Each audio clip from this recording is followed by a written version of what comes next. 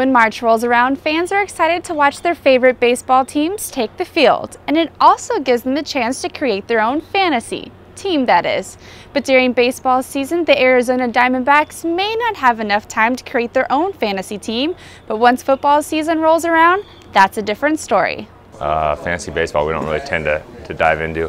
Fantasy football, basketball every once in a while, but football is the main one. I follow football a lot. I mean, I love baseball and play it and everything, but fantasy football is probably my thing more than fantasy baseball.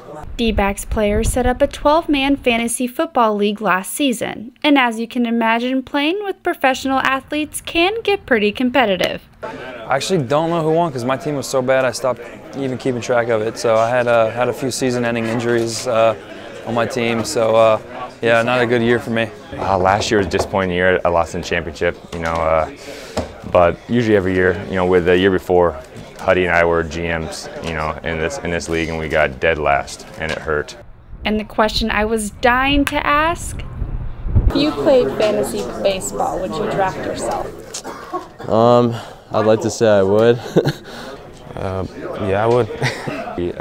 Coming off a year last year, not that great, but you always got to have confidence in yourself. You always got to draft yourself. And then there was Hudson. No, probably not, because then I'd get mad at myself too much for doing bad.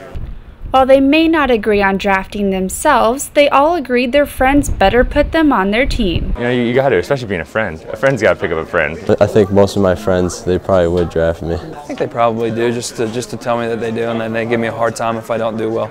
So whether they're playing on a real team or playing in a fantasy league, the Diamondbacks go all out. In Scottsdale, I'm Chelsea Smith, Arizona Republic's Cactus League.